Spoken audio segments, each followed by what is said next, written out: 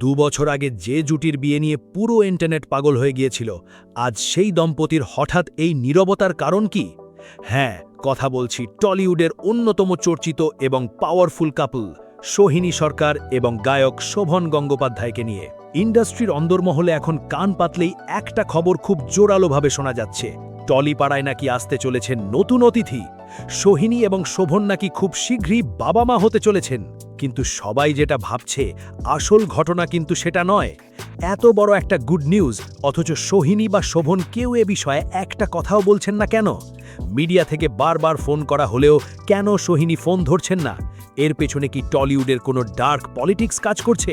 ভিডিওটা শেষ পর্যন্ত দেখুন, কারণ আজকের এই মেগা ডকুমেন্টারিতে আমরা সোহিনীর এই হঠাৎ নীরবতার পেছনের এমন এক সাইকোলজিক্যাল ইনসাইড স্টোরি রিভিল করব, যা শুনলে আপনি চমকে যাবেন।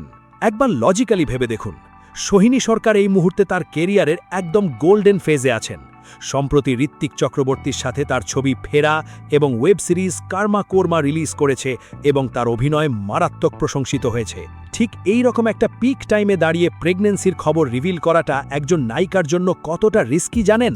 টলিউডের ভেতরে একটা অলিখিত নিয়ম বা ডার্ক রিয়ালিটি আছে। কোনো লিড অভিনেত্রীর প্রেগন্যান্সির খবর সামনে এলেই প্রডিউসাররা ভয় পেয়ে যান। তারা ভাবতে শুরু করেন যে হিরোইন হয়তো এবার লম্বা ম্যাটারনিটি ব্রেক নেবেন, আর সাথে সাথেই শুরু হয়ে যায় সাইডলাইন করা বা প্রজেক্ট থেকে বাদ দেওয়ার নোংরা খেলা। সোহিনী কি এই ভয় থেকেই নিজের ব্যক্তিগত জীবনের এই সুখবরটাকে আপাতত ক্যামেরার আড়ালে রাখতে চাইছেন? বস, সোহিনীর এই ম্যাটারনিটি ব্রেক আর টলিউডের এই ডার্ক রিয়ালিটির আসল সত্যিটা রিভিল করার আগে আপনাদের কাছে আমার একটা সিরিয়াস কমপ্লেইন আছে। ইউটিউবের অ্যানালিটিক্স আমাকে দেখাচ্ছে আপনাদের মধ্যে প্রায় 80% মানুষ রেগুলার আমাদের এই ইনভেস্টিগেটিভ ভিডিওগুলো পুরোটা দেখেন, টলিপাড়ার আসল সত্যিগুলো জানতে চান, কিন্তু চ্যানেলটা সাবস্ক্রাইব করেন না। এটা কিন্তু একদম ফেয়ার নয়। আপনাদের এই একটা সাবস্ক্রাইব আর ভিডিওতে একটা লাইক আমাদের এই রকম ডেডলি ইনসাইড স্টোরিগুলো ভয় না পেয়ে আপনাদের সামনে আনার জন্য মারাত্মক হাইপ দেয়। তাই প্লিজ এখনই ভিডিওটা পজ করে সাবস্ক্রাইব বাটনটা দাবিয়ে দিন। করে দিয়েছেন? Thank you.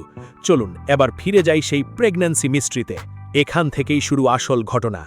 মানুষের সাইকোলজি বলে, যখন আপনি কোনো কিছু খুব বেশি করে লুকোনোর চেষ্টা করেন, তখন জল্পনা আরও কয়েক গুণ বেড়ে যায়। সোহিনীর ঘনিষ্ঠ মহলের দাবি, এই সুখবরের গুঞ্জন নাকি সত্যি, কিন্তু তারা এই মুহূর্তে বিষয়টা সম্পূর্ণ ব্যক্তিগত পরিসরে রাখতে স্বাচ্ছন্দ্য বোধ করছেন। বলিউড থেকে টলিউড, আজকাল সেলিব্রিটিদের মধ্যে এই স্ট্র্যাটেজি অফ সাইলেন্স খুব কমন হয়ে গেছে। আলিয়া ভাট থেকে শুরু করে শুভশ্রী, অনেকেই প্রথম কয়েক মাস প্রেগন্যান্সির খবর লুকিয়ে রেখেছিলেন শুধু মিডিয়ার অহেতুক স্ট্রেস এবং নেগেটিভিটি থেকে বাঁচার জন্য। শোভন আর সোহিনীও হয়তো চাইছেন না যে তাদের আগামী সন্তানের ওপর প্রথম থেকেই পাপারাজিদের ক্যামেরার ফ্ল্যাশ পড়ুক। এটা তাদের একটা অত্যন্ত ম্যাচিওর এবং সাইকোলজিক্যাল মাস্টার স্ট্রোক। এখন সবচেয়ে বড় প্রশ্ন হলো, এই গুঞ্জন যদি সত্যি হয়, তাহলে সোহিনী কি অভিনয় থেকে পুরোপুরি বিরতি নেবেন? দর্শকরা তাকে মিস করবেন ঠিকই, কিন্তু আমরা বিশ্বাস করি যে আজকের দিনে মাতৃত্ব কোনো অভিনেত্রীর কেরিয়ারের ফুল স্টপ হতে পারে না। শুভশ্রী বা কোয়েলের মতো অভিনেত্রীরা প্রমাণ করে দিয়েছেন যে মা হওয়ার পরও ইন্ডাস্ট্রিতে দাপটের সাথে কামব্যাক করা যায়। সোহিনীর ট্যালেন্ট তাকে বারবার স্ক্রিনে ফিরিয়ে আনবে।